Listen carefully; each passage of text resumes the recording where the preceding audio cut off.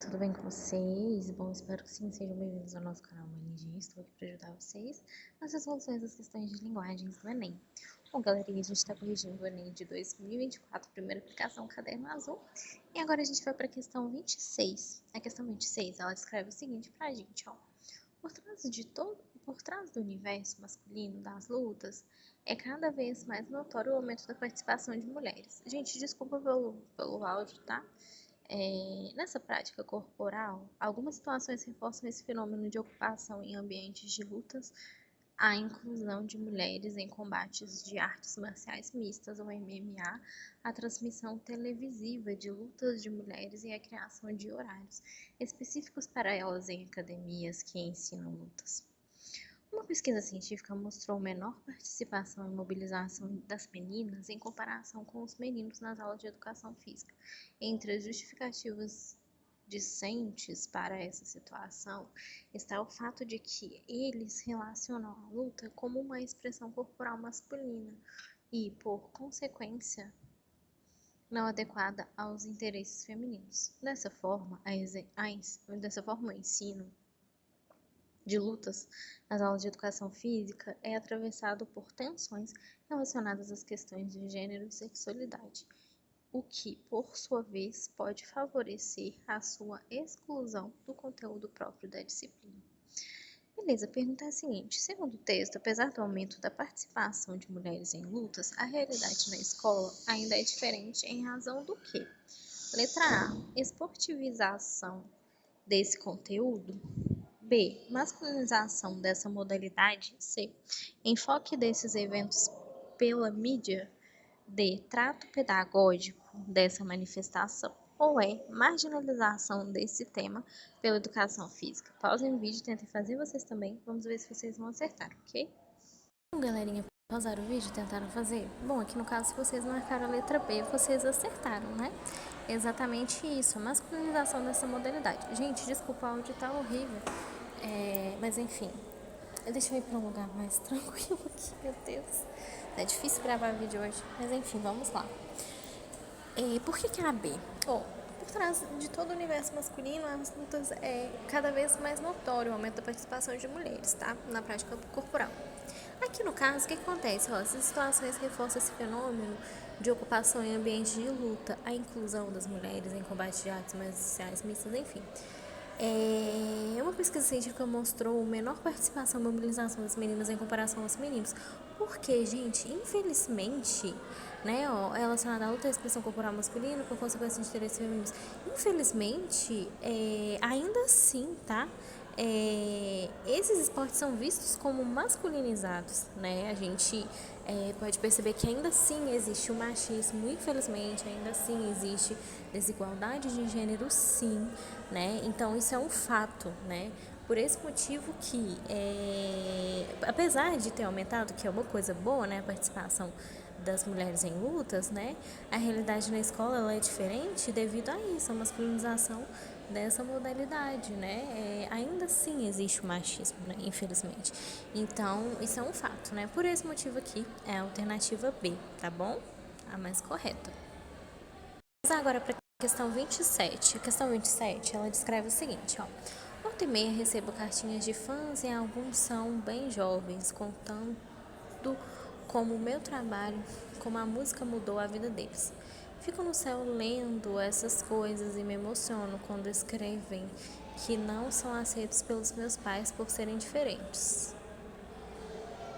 E como minhas músicas são uma companhia e os libertam nessas horas de solidão, sinto que é mais complicado ser jovem hoje, já que nunca tivemos uma superpopulação no planeta. Haja competitividade, puta beleza, ter filho ou não, estudar, ralar para arranjar trabalho, ser mal remunerado, ser bombardeados em trocentas informações. Lavagens cerebrais. Queria dar beijinhos e carinhos sem ter fim nessa moçada e dizer a ela que a barra é pesada mesmo, mas que a juventude está a seu favor. De repente, a maré de tempestade muda. Diria também um monte de clichê, que vale a pena estudar, mas pesquisar mais, ler mais. Diria que não é sinal de saúde estar bem adaptado a uma sociedade doente, que o que é normal para uma aranha é o caos para uma mosca. É verdade, né? Faz sentido. Meninadas, sintam-se beijados pela vovó Rita. Que bonitinho, né? Autobiografia. Aí, olha que interessante, a pergunta é a seguinte: como estratégia para se aproximar do seu leitor, a autora usa uma postura de empatia explicitada em o quê? A. Volta e meia recebo cartinhas de fãs e alguns são bem jovens. B. Fico no céu lendo essas coisas. C. Sinto que é mais complicado ser jovem hoje. D. Queria dar beijinhos e carinhos sem ter fim nessa moçada. E. Diria, não é sinal de saúde estar bem adaptado à sociedade doente. Pausem o vídeo, tentem fazer vocês também. Vamos ver se vocês vão acertar, ok? Bom, galerinha, pausaram o vídeo e tentaram fazer. Bom, aqui no caso, se vocês marcaram a letra C, vocês acertaram, tá? Sinto que é mais complicado ser jovem hoje. Aqui no caso, eu ia marcar outras, né? Vocês poderiam pensar que eram outras alternativas, né? Principalmente essa do beijinhos nessa moçada, né? Diria que não é sinal de saúde, enfim. Por que aqui no caso a correta é a C, né? Por que seria a C? Olha só, se a gente for analisar o texto, ele é muito, muito bonitinho. Inclusive essa parte, né? Sintam-se beijados pela vovó Rita. Ela até se considera vovó, né? Para ajudar a moçada, a população, jovem, enfim. Uma estratégia aqui, a pergunta ela quer saber uma estratégia para aproximar do seu leitor, né? A autora, ela usa uma postura de empatia. Como que ela pode aproximar do seu leitor? Qual que seria essa postura de empatia? Claro que todas são de empatia, né? Olha que bonitinho. Volta e meia recebo cartinhas, né? Fico no céu, queria dar beijinhos, enfim. Eu diria que não é sinal de saúde estar bem adaptado a uma sociedade doente, mas percebam uma coisa. Empatia, olha que lindo. O que seria empatia? O significado da empatia é você o quê? Isso mesmo, se colocar, né? Uma coisa tão profunda que é você se colocar no lugar do outro, né? Você se colocar no lugar do outro. Ah, você tem uma empatia. Você se coloca no lugar do outro, né? É aquele sentimento tão lindo, tão nobre que você se coloca no lugar do outro. E você fala, poxa, nossa, imagina se eu tivesse nessa situação. É um sentimento lindo, por sinal, um sentimento nobre, né? De você se colocar no lugar do outro. Então, reparem, tá, as outras alternativas são legais, são interessantes, né? Volta e meia recebo cartinhas, que ela fica feliz, que ela queria dar beijinho, que ela diria que não é sinal de saúde, mas sinto que é mais complicado ser jovem hoje. Reparem que essa expressão ser jovem hoje, sinto, ser jovem, ela aqui tá se colocando no lugar do outro, ser jovem, né? Então, ela está se colocando no lugar dos jovens, né? Dizendo que é mais complicado ser jovem. Então, ela está se colocando no lugar das pessoas jovens, né? Aqui é um sentimento de empatia pelo fato dela se colocar no lugar de jovem, né? Ela imaginar, se colocar no lugar dos jovens de hoje, com tanta informação, enfim. Isso que é um sentimento de empatia, né? Olha que bonito, é você se colocar no lugar do outro, né? Você imaginar essa situação, imagina se fosse comigo, né? Olha que lindo, você vê um morador de rua, você quer ajudar, você quer dar uma alimentação para ele, você pensa, nossa, imagina se fosse eu, entendeu? É quando você se coloca, né? Que ela está praticamente se colocando no lugar dos jovens, né? Sinto que é mais complicado ser jovem. Essa expressão, ela está se colocando como se ela estivesse se colocando no lugar dos jovens também, né? Por esse motivo que é a C, né? De empatia, você se colocar no lugar do outro, né? É exatamente isso, tá? Por isso que a resposta correta aqui é a C. Tá bom? Muito legal, né? Claro, né, que também tem muitas pessoas que infelizmente, né, se esquecem de si mesmos, né, se doam demais, né, e esquecem de si mesmos. Aí também não pode, né, senão, em muitos casos de relacionamentos abusivos, enfim, de várias coisas, a pessoa se doar demais e esquecer de si mesma também, né, claro, que aqui é linda, é bonita a questão de você se colocar no lugar do outro, de ter empatia, de você ter ternura, compaixão, né, em ajudar, né, gente, né, porque senão muitas pessoas confundem as coisas também, né, não pode confundir você deixar de cuidar de você mesmo também, né, enfim, acho que deu para entender a mensagem bonita por trás da questão, né, porque às vezes as pessoas misturam as coisas, mas enfim, é você se colocar no lugar do outro, tá? Eu achei muito interessante essa questão, né? Que realmente ela está se colocando no lugar do outro, né? Enfim, vamos para 28, data vênia. Para apresentar a apropriação literária que faz da obra de Machado de Assis, o autor desse texto, o quê?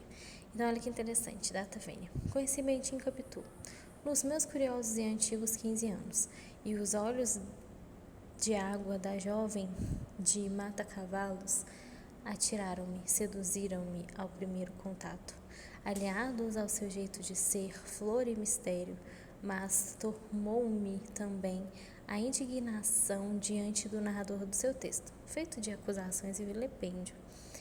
Sem qualquer direito de defesa, sem acesso ao discurso, usurpado sutilmente pela palavra autoritária do marido, algoz em pele de cordeiro vitimado, crudelíssimo e desumano, não bastasse o que faz com a mulher, chega a desejar a morte do próprio filho e a festejá-la com um jantar, sem qualquer remorso. No fundo, uma pobre consciência dilacerada, um homem dividido, que busca encontrar-se na memória e acaba faltando-se a si mesmo. Retomei inúmeras vezes a triste história daquele amor em desencanto.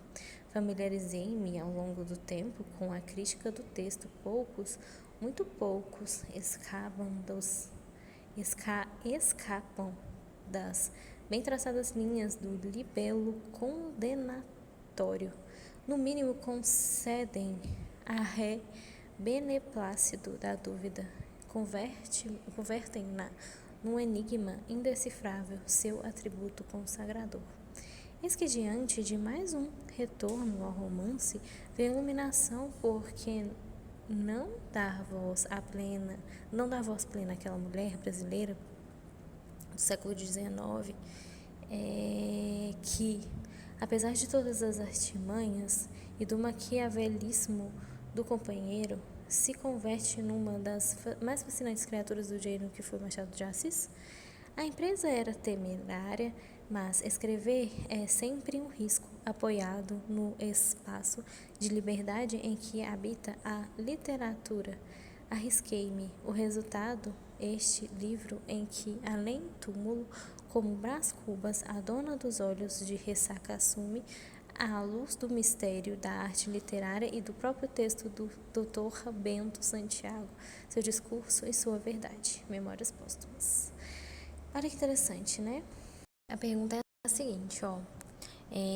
Para apresentar a apropriação literária que faz da obra de Machado de Assis, o autor desse texto, o autor desse texto o quê, né? Então, para apresentar a apropriação literária que faz da obra de Machado de Assis, o autor desse texto o quê? Então, ó, ele faz o quê? Ele relaciona aspectos centrais da obra original, então reafirma o ponto de vista dotado. B. Explica os pontos de vista de críticos da literatura e, por fim, os redimensiona na discussão. C. Introduz elementos relevantes da história e, na sequência, apresenta motivos para refutá-los. D. Justifica as razões pelas quais adotou certa abordagem e, em seguida, reconsidera tal escolha, ou contextualiza o enredo de forma subjetiva e, na conclusão, explicita o foco narrativo a ser assumido. Pausem o vídeo, tenta fazer vocês também, vamos ver se vocês vão acertar, ok? Bom, galerinha, pausaram o vídeo, tentaram fazer? Bom, aqui no caso 28 né? Exatamente, isso mesmo. Ele vai contextualizar o enredo, né, se você for analisar, de forma subjetiva, né? De forma subjetiva aqui, ó. E na conclusão, ele vai explicitar o foco narrativo a ser assumido. Por quê? Se você for analisar, né, aquele que quer saber a apropriação literária que faz da obra de o autor desse texto. O que faz ele o autor desse texto? Que é apresentar a apropriação literária que faz da obra de Machado de Assis, o autor desse texto. Por que faz a apresentação aqui, a apropriação literária que faz da obra Machado de Assis como autor desse texto, né? Se você for analisar, por que não são as outras? Relaciona aspectos centrais, originais? Não. Reafirma pontos de vistas críticos? Não é isso. Justificar razões? Não é isso. Por que contextualizar o enredo de forma subjetiva e, na conclusão, explicita o foco explicita, né, o foco narrativo a ser assumido? Porque se você for analisar o texto, né, se a gente for analisar o texto, o texto todo, né, se a gente for analisar, ó, ele descreve sobre a história de Capitu e Bentinho, ele narra a história, né, toda, ó, com esse Bentinho e Capitu, sobre tudo que aconteceu, sobre o filho, enfim, Depois, né, ó, eis que diante retoma o romance, a voz da mulher, nananã, e no final, ó, o resultado, a conclusão, se você for analisar o texto, se você dividir ele por camadas, no final ele descreve, né, o resultado.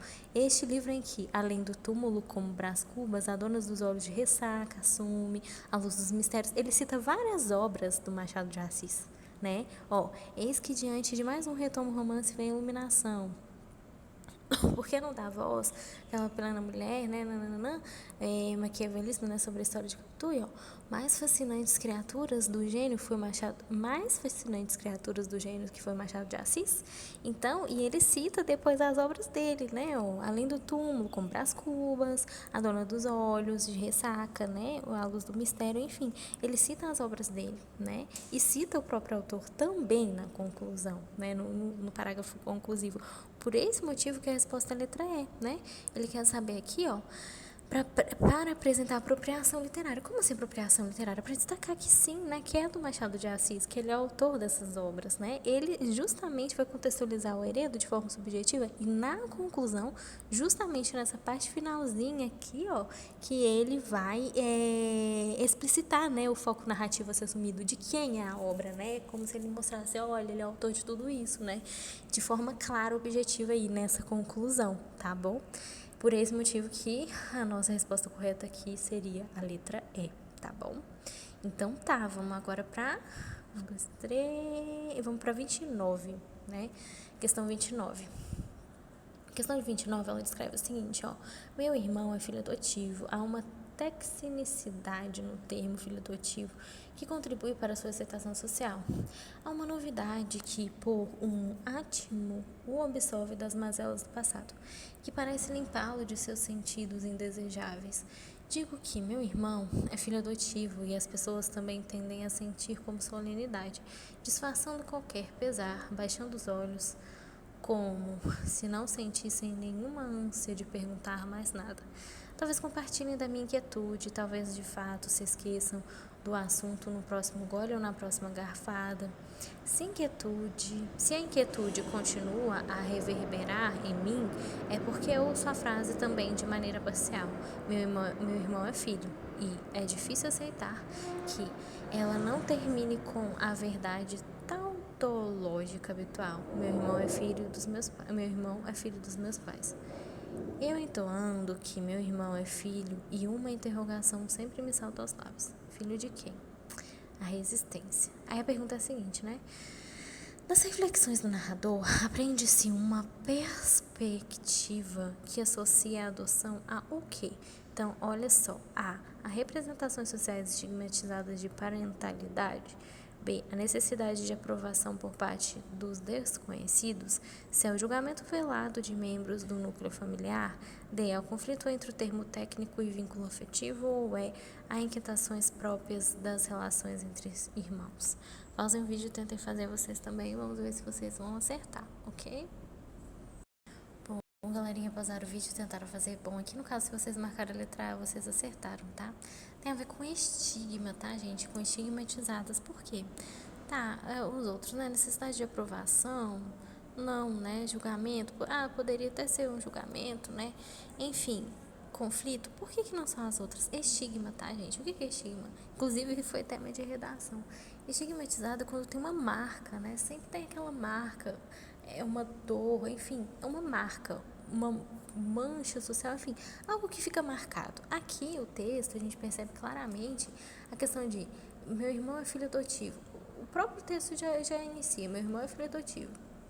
Aí ele já descreve uma tecnicidade no termo filho adotivo que contribui para a sua aceitação social.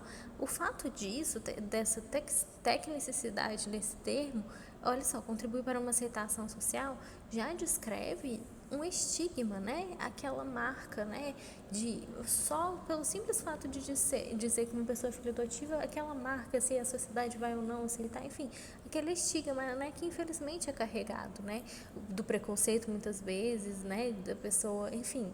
né? Infelizmente tem esse estigma, né? Digo que meu irmão é filho adotivo e que as pessoas tendem a sentir como solenidade, enfim, né? Talvez compartilhe da minha própria inquietude. O assunto aí no final ainda descreve: meu irmão é filho dos meus pais. Estou entoando que meu irmão é filho de uma interrogação, sempre me salta aos lábios. Filho de quem? Então, percebem que tem um estigma, né? O que é o estigma? Que carrega uma marca de uma aceitação social, enfim, né? Por esse motivo aqui que é a letra A, justamente pela parte, representações sociais estigmatizadas da parentalidade, né? Então, essa questão de estigma, de carregar aquela marca, filho de quem? Só pelo simples fato de descrever filho adotivo, enfim, que carrega aquela marca, aquele estigma de aceitação social ou não, enfim, né? Por esse motivo que é A, entendeu? Vamos agora para a 30. A questão 30, ela descreve pra gente o seguinte, ela tem 2 textos, né? E a pergunta é: no que diz respeito à arte, o posicionamento de Antônio Prata no texto 2 aproxima-se da tese de Graciliano Ramos no texto 1.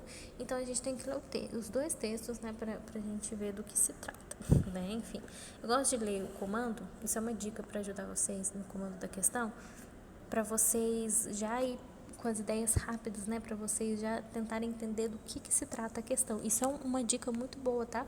Para economizar tempo também na hora de fazer a prova. Então vamos lá, vamos ler os textinhos, né? Texto 1. A 13 de fevereiro de 1946, Graciliano Ramos escreve uma carta a Cândido Portinari, relembrando uma visita que lhe fizera quando tivera a ocasião de apreciar algumas telas da série Retirantes, diz o escritor alagoano.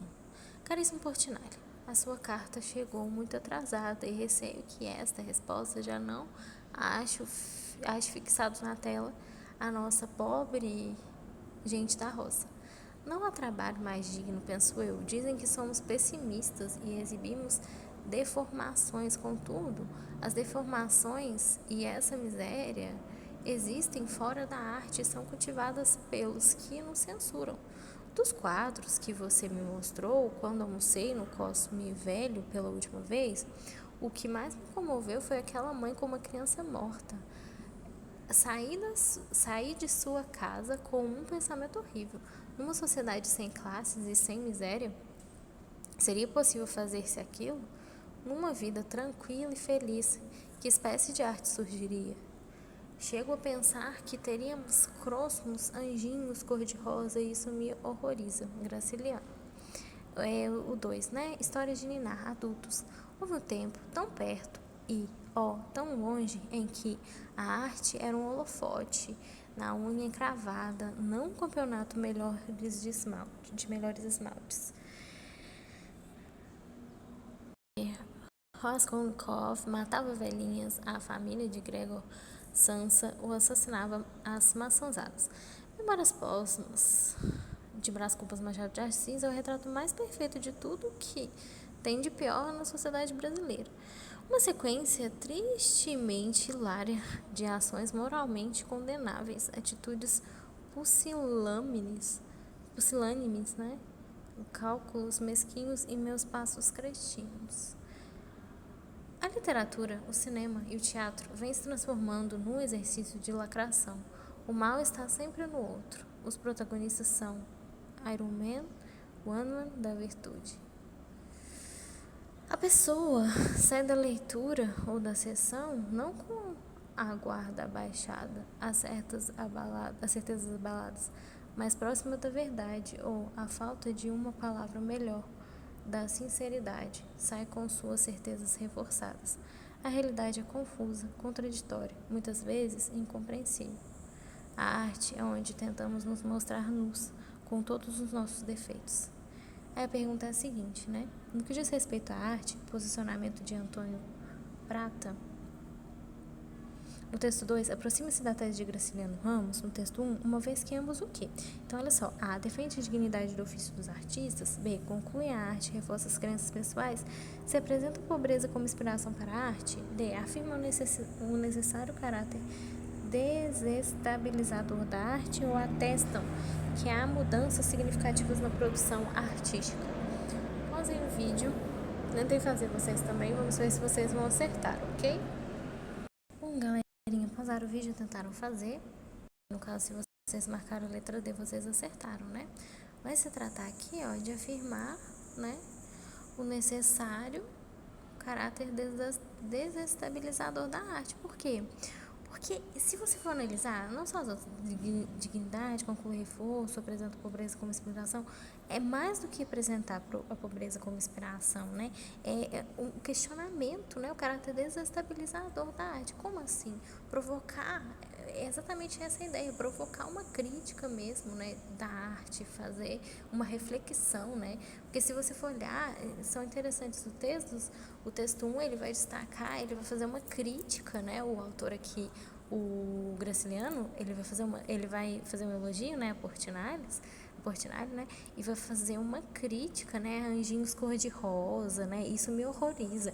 Ou seja, ele vai fazer uma crítica aos anjinhos cor-de-rosa, ele vai defender sobre a questão, né, que comoveu ele da miséria, né, da mãe com o filho, né, da obra dele dos retirantes, né. Olha só, ele descreve, né, penso eu, dizem que sou pessimista, exibimos deformações, contudo deformação da miséria, né, aí ele conta, né, que comoveu aquela mãe com a criança morta, enfim, uma crítica mesmo aos anjinhos cor-de-rosa, né, que a vida não é assim, uma crítica, exatamente uma crítica, que ele vai destacar que a arte precisa ser isso, precisa ser uma reflexão mesmo da realidade humana, né, precisa levar essa reflexão, né?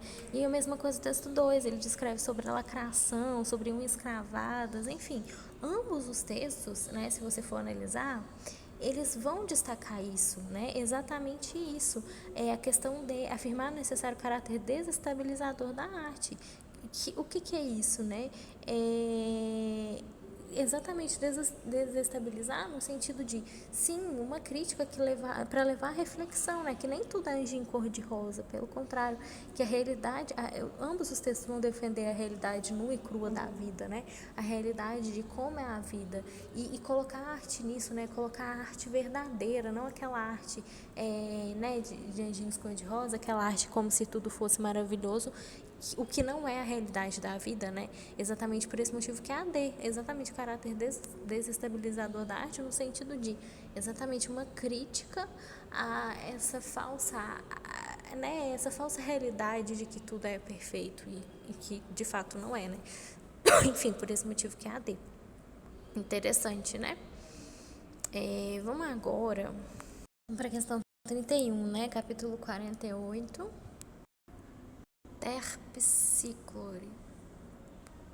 Ao contrário do que ficou dito atrás, Flora não se aborreceu na ilha.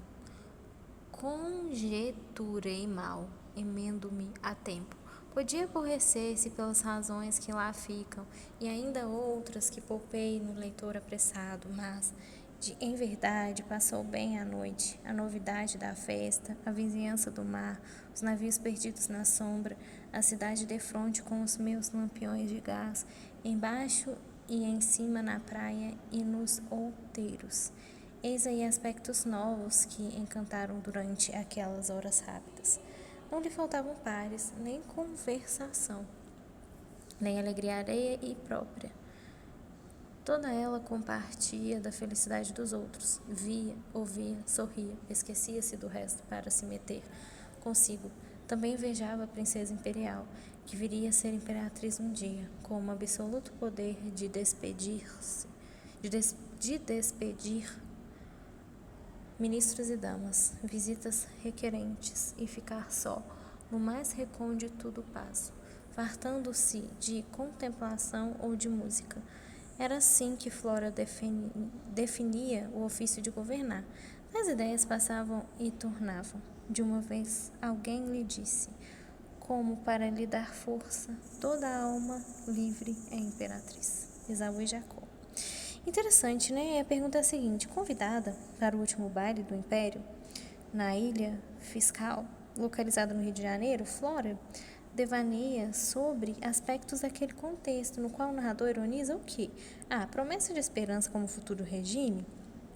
B. Alienação da elite em relação ao fim da monarquia. B. Perspectiva da contemplação distanciada da capital. D. Animosidade entre população e membros da nobreza, ou é fantasia de amor de casamento da mulher burguesa? Pausem o vídeo, tentem fazer vocês também, vamos ver se vocês vão acertar, ok?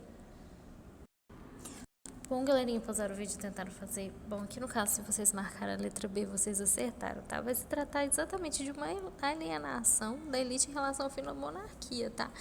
O texto ele faz uma crítica, né? Flora não se aborreceu na ilha, conjurei mal, podia aborrecer por razões. Enfim, ela tá preocupada com festa, né? Ó, a novidade da festa, os navios perdidos, enfim, não faltava pares.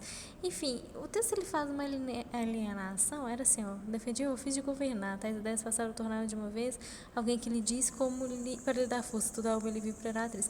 Ou seja, o texto ele faz exatamente essa, não é ironia, né? Porque aqui a resposta não é exatamente uma ironia, né? Se for analisar, é a despreocupação com a personagem Flora, né? De um regime que está prestes a ruir, né? A ser destruído. Ela está preocupada com festa, né? Se você for analisar, também vejava a princesa imperial, que viria a ser imperatriz um dia. Enfim, despejo dos ministros, damos, ela está preocupada com festa, ou seja, não está preocupada com, ou seja, um governo que está prestes a ser destruído, né? Enfim, é uma alienação, exatamente a B, por quê? Porque se trata de uma alienação, né? É até contraditório, né? Um governo que está prestes a ser destruído e a preocupação com festa, enfim, com outras coisas que não é o governo, né? Se for analisar o baile, né? Baile de império, enfim, né? Tem essa ironia, por quê? Porque é algo que está prestes a ser destruído e ela é preocupada com festas, ela não se aborreceu, né? Passou bem a noite, enfim. Esse é o motivo. Essa ironia se trata disso, né? Dessa festa e da despreocupação com algo que está prestes a ser destruído aqui. Tá bom? Por esse motivo aqui, que a resposta correta é a B. É uma alienação. Se trata de uma alienação, né? Bom, galerinha, espero ter ajudado vocês, né? Bons estudos nessa reta final aí, vai dar tudo certo. Vejo vocês nos próximos vídeos, tá bom? Um abraço a todos.